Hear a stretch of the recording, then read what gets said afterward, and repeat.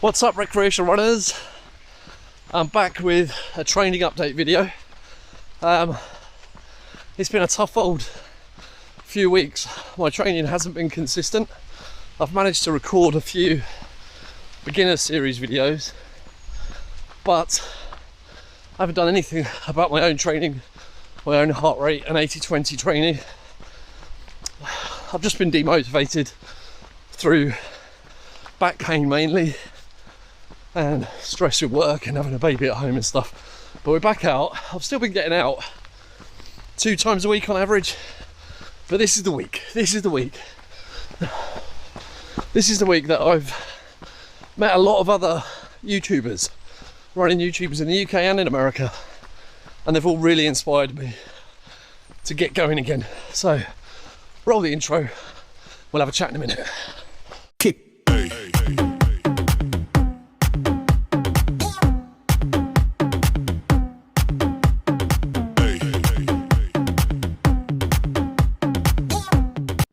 So I want to get back on it this week.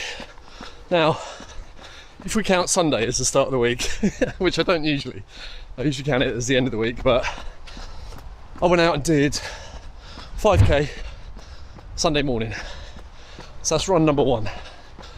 Well, actually I'm going to go this way, avoid the car noise. And Monday, I went out on the bike, did 12k I think, 12.5k, but that was predominantly to record episode 6 of my beginners running series, talking about planning routes when you're a beginner. Tuesday I did nothing. I did a bit of glute exercising actually, because of my lower back pain. I'm very aware that I've got weak glutes and weak hip muscles, so I did some hip bridges, some donkey kicks, that kind of stuff. And then today's Wednesday, I'm just doing a low intensity 5k. I'm actually really trying hard to do the 140 beats per minute, or 141 now, talking to you, so probably about right. And then tomorrow I'm doing a speed session, 200 metre reps, and I'm actually coaching a few people from my area who are in the Recreational Runners Facebook group. Please check that out. Come and join our community. Trying to grow it, trying to help people, trying to motivate people, and just have fun with our running basically. It doesn't matter if you're an elite runner, a high-end club runner, or a complete novice who's still walking at the moment. That's absolutely fine. Join our group and we'll help you out. Anyway, so tomorrow night I'm taking 2 or 3 of them out. Can take 5 out at the minute under government guidelines per coach. But I'm taking about 3 people out. I'm going to do some 200 metre reps speed session, and I'm going to record that for you. So I'm going to crack on with this low intensity 5k and hopefully see you tomorrow for some reps. I always forget something I want to tell you before I sign off. You may have seen my episode 5 in the beginners running series video, and it was all about what clothing to wear when you embark on running as a regular kind of activity. It's up there in the cards if you want to check it out. But there's one important piece of kit I didn't mention in that video, and that's this little buff hat. It's open-headed because I get super hot, even on a day like today when it's raining. But the reason I've whacked it on is to protect my face from the rain, basically. It's not actually raining as hard as I first thought when I came out, but you know, if you're running in the rain and you get rain in your eyes, this is brilliant. And it also stops sweat running in your eyes as well, because it's like a sweatband. And if it's a sunny day, a really sunny day, and you want sunglasses and a cap, this is what I go for. So just thought I'd mention that. Catch you tomorrow. Hey, welcome back. It's Thursday night and I'm just waiting for the guys to join up with me for the speed session. We're going to go through a warm-up, mobilization, and then 200 metre reps for as many as they can muster in a 25-minute period. That's the plan tonight. So it'll be a 25-minute session from the off, They've got to do as many 200 metre reps with a 200 metre return to the beginning. Or actually, I'm going to make them do a diagonal, so it's a bit shorter recovery. Actually, there's only 2 of us doing 200 metre reps. Jerry's joining us, who is under a different coach at the minute, and he's been given 400 metre reps tonight. So he's going to do it in the same location. He's going to do 400s, we're going to do 200s. So I'll see you in a bit when we start the mobilisation. Can you tell that I don't script any of my videos? I just remember things. I've told the guys to bring water. I've actually taken my car over to the car park where we're going to be doing the session and left water in my car. Reason being, I've also taken my other camera so I can just record a bit of the mobilisation for you properly without having it on my arm like this one. So always bring water when you're going to do a speed session, because you're going to be working a lot harder. You're going to dehydrate, so it's good to be able to take on some water either during the session or definitely at the end of the session straight away. So we've got 2 boys with me tonight, socially distanced, and we're going to do, no, that's fine, you're fine. At the minute, government guidelines are a coach can coach up to 5 people because you can maintain safe distance. So that's fine. We were going to have 5, but people dropped out. But anyway, we need to go through mobilisations. We've already done our warm-up. So mobilisations, because we're going to be doing pretty much speed work, sprinting almost for us, John. A little bit slower for you, Jerry, because you're doing 400s. But it's your own pace. You still want to be going faster in your 400s than you would a normal kind of gentle run. Yeah, so we need to mobilise properly. So we'll just start with our arms first, because our arms are used a lot during a session like this. So nice and big rotations, trying to go past your hips and your ears. So right,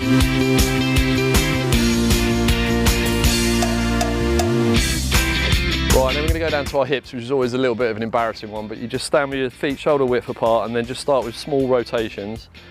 And as you rotate, get each one a little bit bigger.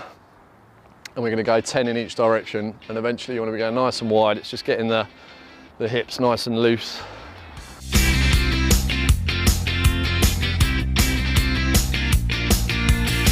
Right, and then we want to rotate our knees. So if you can do squats is fine, or you can just bend your knees slightly, hands on your knees, and do a similar motion to what we just did with the hips. So it's up to you. You can either rotate in both directions like this, or you can just do some basic squatting like this.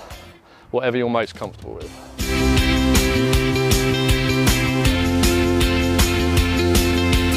Now you can see a pattern. We're going down to our ankles next. So with ankles, we're going to rotate in both directions on each foot, one after the other. Some people raise up in the air, some people like to put their toe and just do it that way. Whatever, again, is more comfortable for you. So we've gone through shoulders, hips, knees, ankles, the main kind of joints. But we also want to open up our groin and hip area a bit more. So you've got a little tree there, John, you can use for balance. You've got a post there, Jerry. I'll stay here. So hand on the post just for a bit of balance, and then you're swinging the left leg, hinging at the hip. Don't force it, just let it swing like a pendulum as far as it will naturally go, forwards and backwards.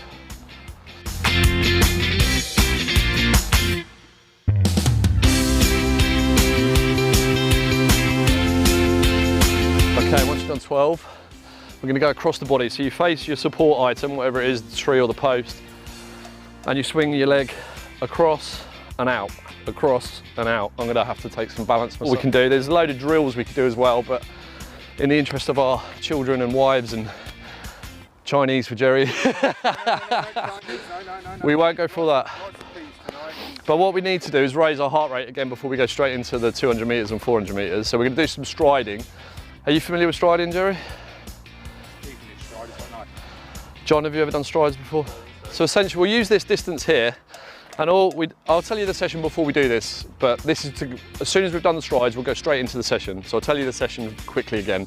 So we're going to start up there where I said, John, and it's going to be a 25-minute time period that I'll map, and we're going to run around the 200 metres. Now you want to do it, obviously not a full-out sprint, because a full-out sprint would be a 100-metre dash basically for us, and you'd be dead, you wouldn't be able to do the extra 100 metres. So if you're talking about a scale of 1 to 10, 10 being your 100 metre full-on sprint, you want to be doing an effort level of somewhere between 7 and 8.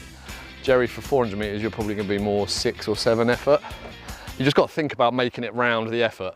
And the idea is you're giving it as much as you can, but bearing in mind you're doing that repetitively for 25 minutes. So you want to do the same kind of effort in 1 as you do in 12 or 13, or if you get to 14 or something.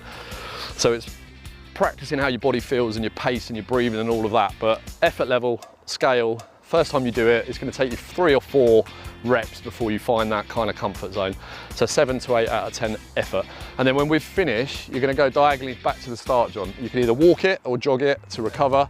As soon as you get back, go again. You don't want the recovery to be too long, because we want to do as many as we can in 25 minutes. So ideally jog it, but if you need to, walk it. It's absolutely fine. So that's what we're going to do. We're going to keep going for 25 minutes. Jerry's going to do his 10 times 400, so you can do whatever you need to do. So that's the session. Strides, just to get our heart rate back up again. We're going to start here roughly, and you're going to start jogging. As we get to that lamp post, you're going to go as fast as you can, roughly, not sprint, but fast, to the next lamp post. When you hit the next lamp post, you're going to slow it back down until you get to the end of the run, and that's a stride. We're going to do 1, 2, 3, we're going to do 4. So we're going to go out and back twice. And then as soon as we've done that, we'll turn around, jog to the start and hit our session, yeah? So I'm gonna turn the camera off. You can start doing yours if you want, guys.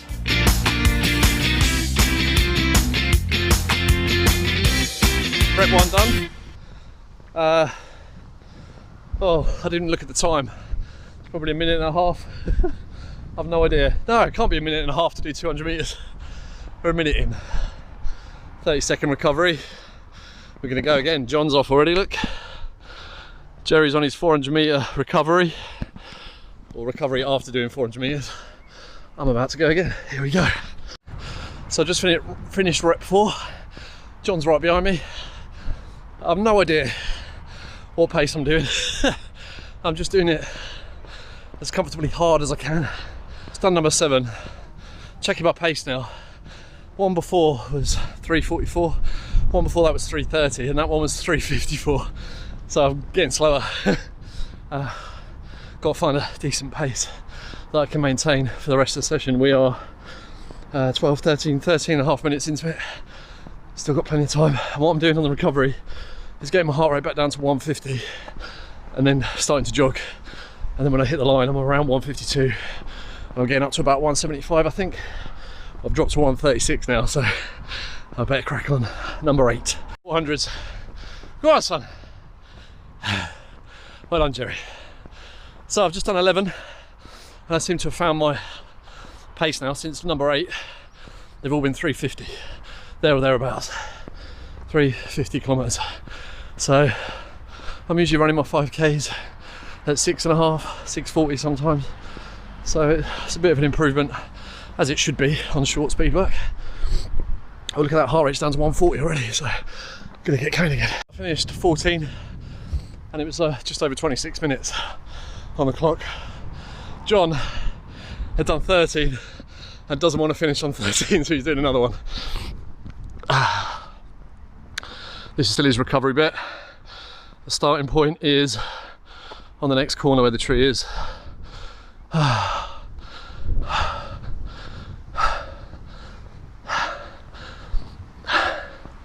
Here he goes. His last one, 14. Don't know where Jerry is. Oh, Jerry's over there. Go on, John. Put it in for the last one. Now, interestingly, I don't know whether this is a watch glitch. I've said before, heart rate monitors on your wrist are not the most accurate things in the world. But my recoveries have all been, as I said before, I've been letting it get down to like 150 and then jogging. And I got to the same point I've done on every single lap on the one before last, and it went down to 120 when I looked at it. I think that's a glitch. I haven't suddenly got super fit doing 13 reps, 14 reps in the end. But anyway, that's that done. What we're going to do now. Have you finished, Jerry? How many did you do? Huh? How many did you do? 10 400s. Oh, well done, Jerry. How'd you feel? You're right. Yeah. Yeah? You weren't going fast enough then? Trust me, I was going fast. How's the knee? He's fine. Good, good. Jerry's got a bit of a niggle, so I did say to him, he's doing 400s at pace, so take it easy. But no, there's no such thing as me taking it easy. Said every runner ever. Yeah. But yeah, John's doing an extra one. Oh, he's on his way back now. So what we're going to do now is obviously cool down. We'll do a lap or two just to cool down at a nice slow pace, and then we shall do some static stretching, and that's the session done. Static stretching, if you don't know what to do, then check out this video up here in my beginners series where I talk about the very basic stretches. There's loads you can do, but at least do the very basic stretches after every single run. I'm whispering because the children are still asleep, and so is Sylvia. But today I'm meeting up with John, my friend and neighbour, to do hopefully a 12k. Yes, I've put my small hydration pack on, mainly because I can put the camera in one of these pockets and not have to have it on my arm today. I've also got my sunglasses, and I have got 2 small collapsible squeezy water bottles as well. Yes, it's only 12k, and I don't usually take on water unless I'm running more than, I don't know, 15, 16k, but this is gonna be the longest I've gone for a while again. So I just thought it'd be nice to have some water on me. I've actually put in them as well a High 50 electrolyte tap, half in each one, because it's a warm day and I do sweat a lot, so I'm trying to practice with those again.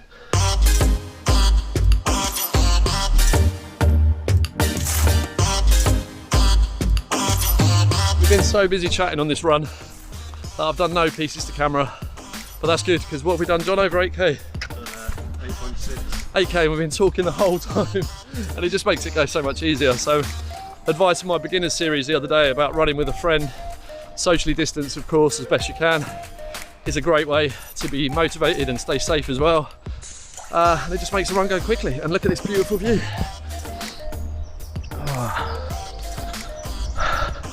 Should we crack on, John?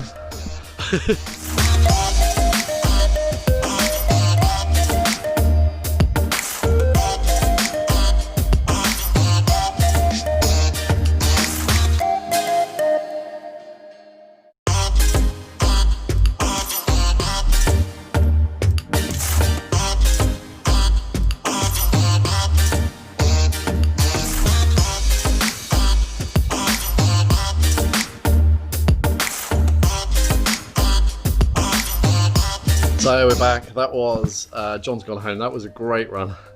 Felt really good. We went on a really scenic route, 12k exactly for me. My watch didn't start straight away. John had 12.5k on his watch, so 12.5k done.